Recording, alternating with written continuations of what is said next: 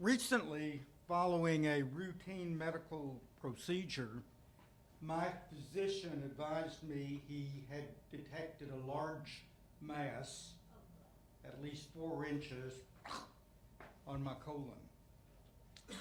Needless to say, he had ordered a biopsy. About a week later, when my wife and I saw him, he said though results indicated the mass was benign, he believed it needed to come out. Soon it was history. But when I had my follow-up visit, the surgeon said, yes, what was biopsied was benign, but overall the mass was malignant. Nonetheless, it was confined. Something, he said, happens in 10% of these cases, meaning I was the miracle man. Thus, at times, benign and malignant emerge as polar opposites. In reality, as in my case, a suspicious mass can be both benign and malignant. Results obviously could be fatal for someone who paid attention only to an initial biopsy and did not follow his or her doctor's advice. That is, did not have a mass removed.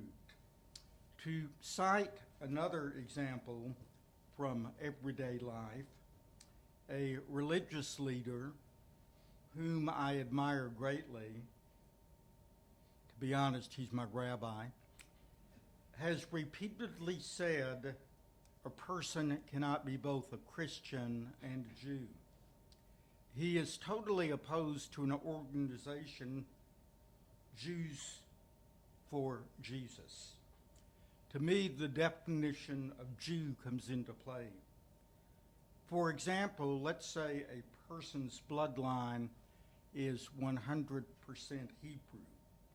If the person converts to Christianity, I would argue that she or he is both a Christian and a Jew.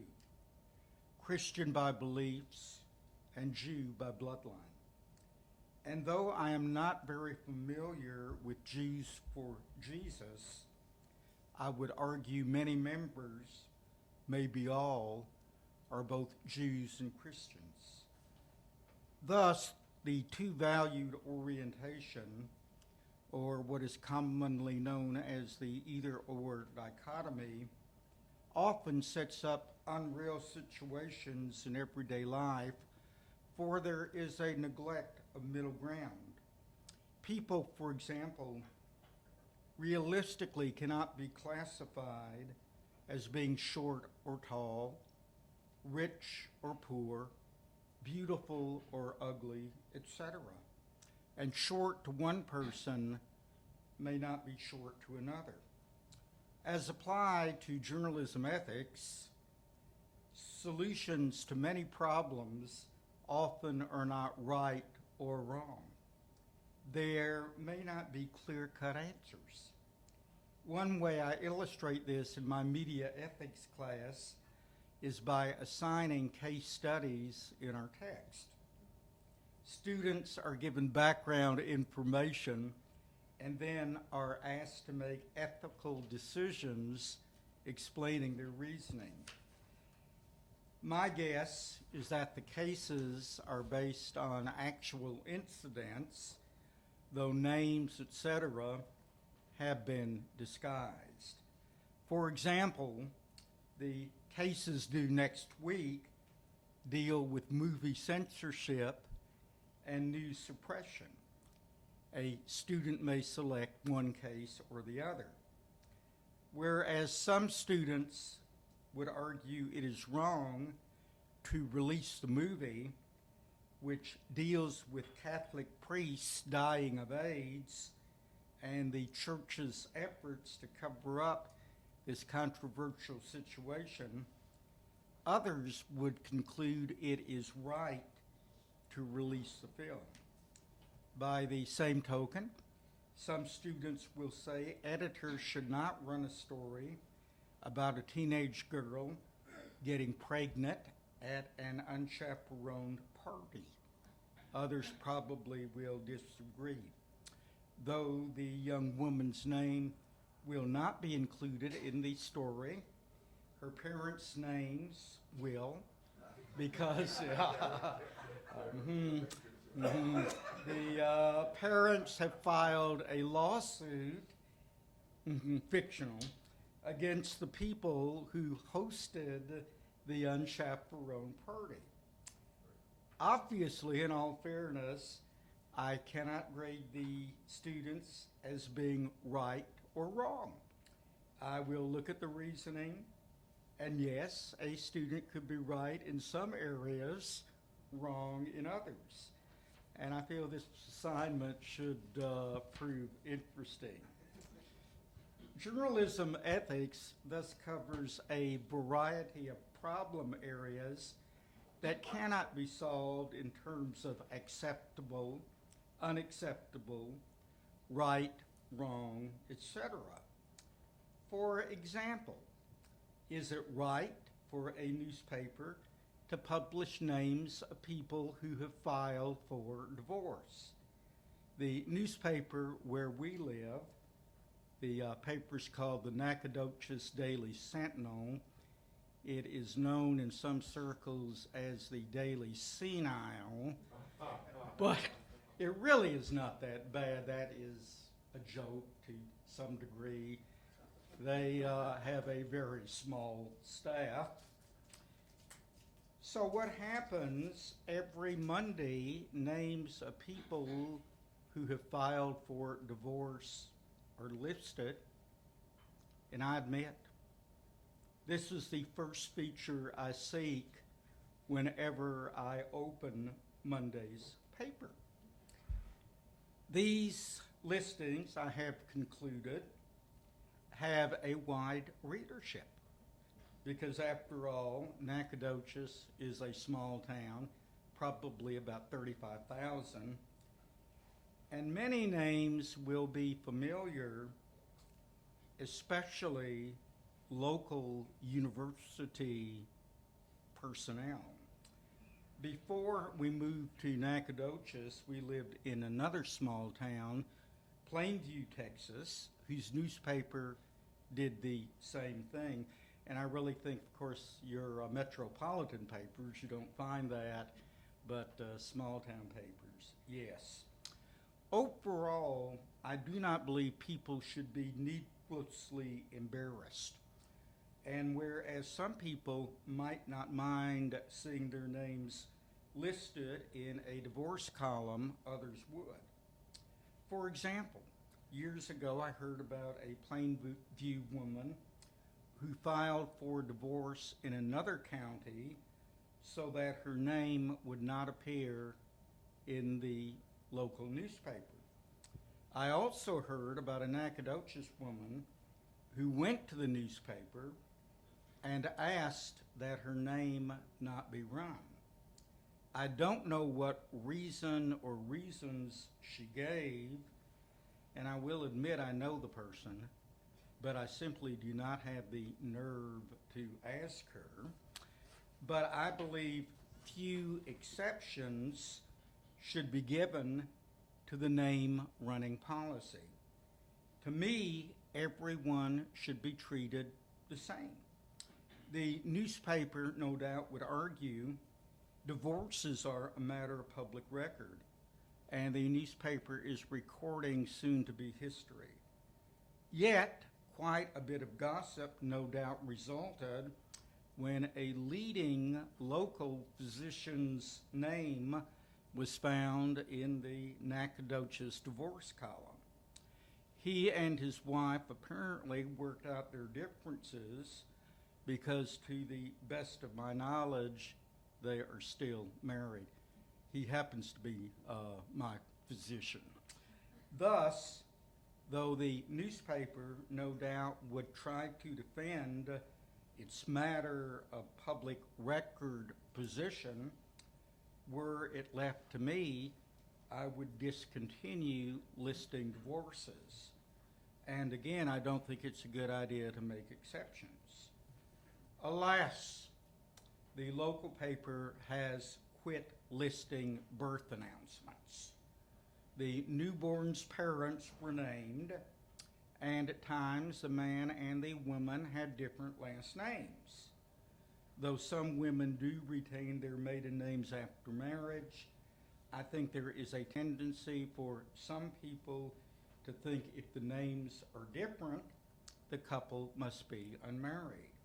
So it could be argued publishing these names could cause undue embarrassment. Another daily feature lists names of people charged with crimes. I really have no problem with this, though again, some people, no doubt, would suffer embarrassment, which I feel is deserved. What is not deserved occurs when the newspaper publishes wrong names, addresses, ages, etc. One time I noticed that one of my students' names had been published.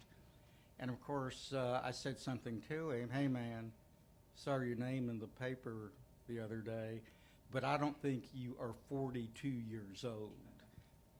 Obviously, he was about 20. Okay, so these mistakes do happen, leading to the obvious conclusion that careful checking is of the utmost importance. And I have told my students that I do look at this listing, and if someone gets into trouble, I will be sure to see his or her name. Well, I've seen several names, different occasions. Regarding journalism ethics, a final area I will address is deception, which of course is a form of lying. Most people probably would argue it's wrong to deceive, yet at times deception is necessary.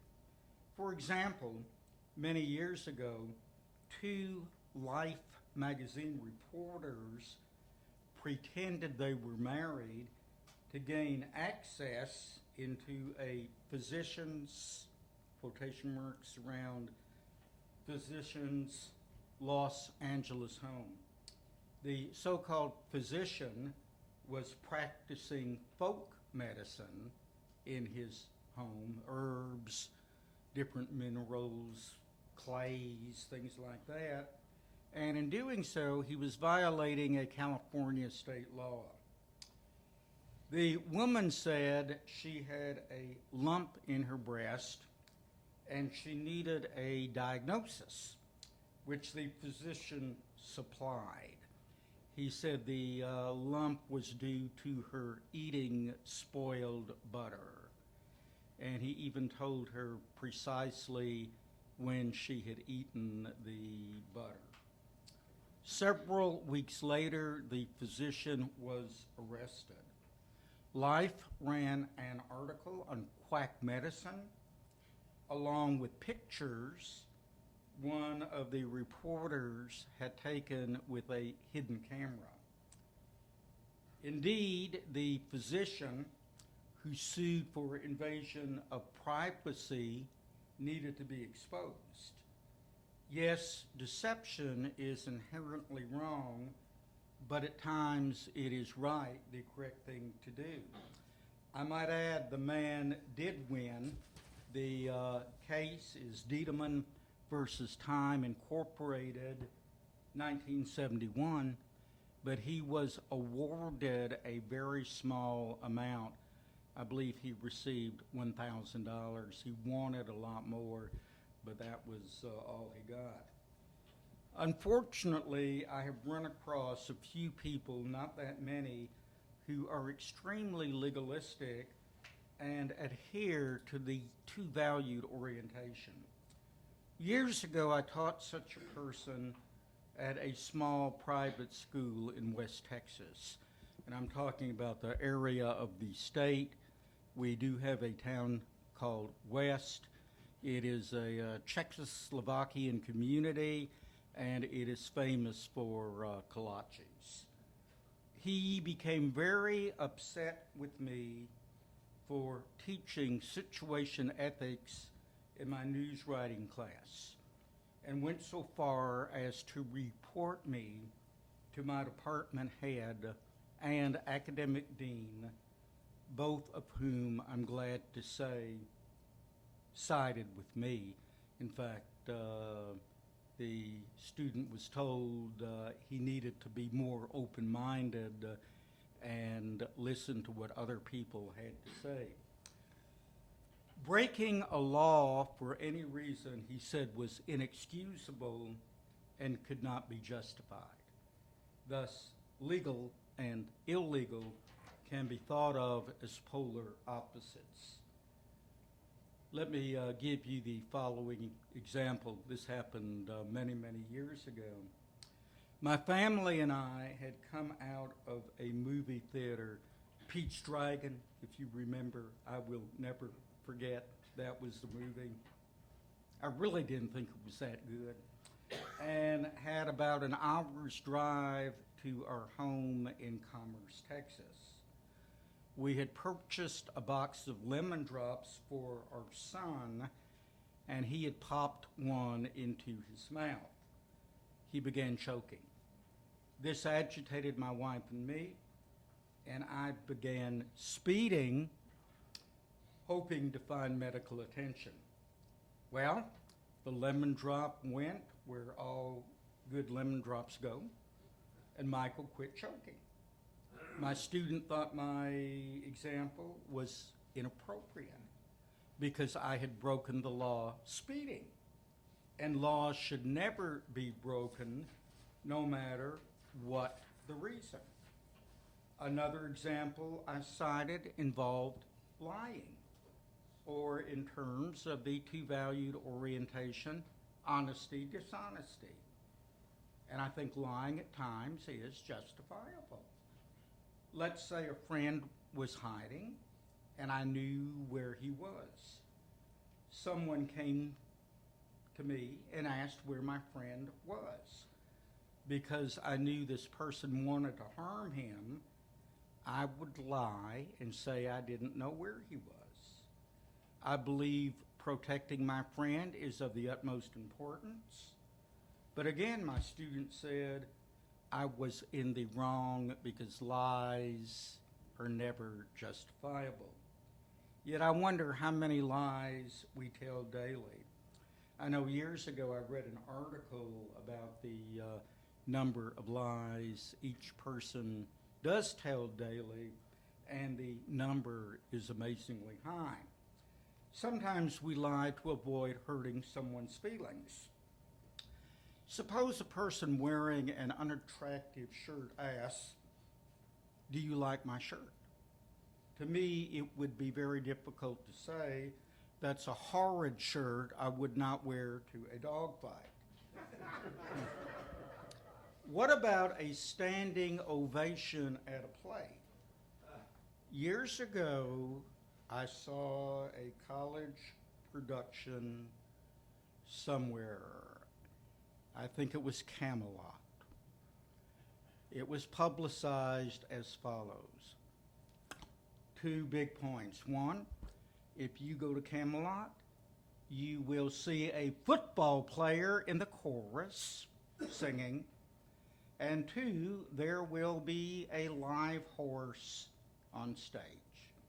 The 2 claims to fame. I believe I was the only person in the audience who did not stand and clap. The show was that bad, and I couldn't lie. And I'm still upset with myself for participating in a standing ovation led by the lead's mother. She got up. Nobody else did. People followed suit. This was at a community theater in Nacogdoches. Alas, should we nod in agreement when we disagree, or maybe keep silent when we disagree? But unreal language is not limited to the TwoValued Orientation. And I will give you 2 examples. I still remember a great example from my 10th grade biology class.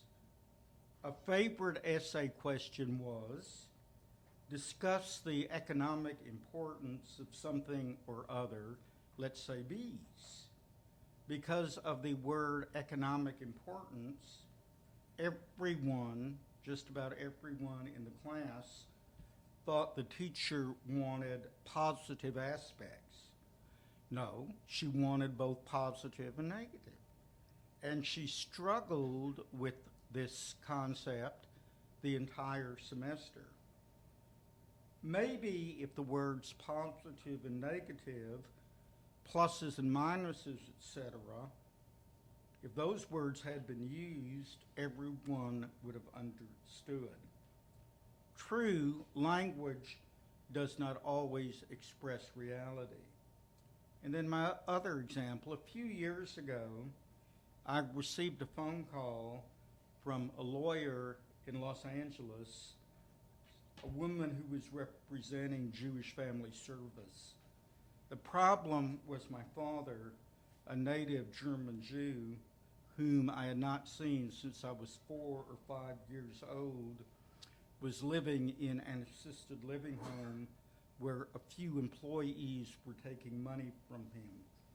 I was his only living relative, and Jewish Family Service was willing to handle his finances with my permission because he was a Holocaust survivor. To me, Holocaust survivor meant he had spent time in a concentration camp. Such was not the case. The lawyer said Jewish Family Service used the expression Holocaust survivor because he had lived during the Holocaust. Thus, language at times is unreal and misleading. Certain expressions do not make sense, and the unreality of language, as in the case of the growth on my colon, can literally have fatal consequences. Thank you.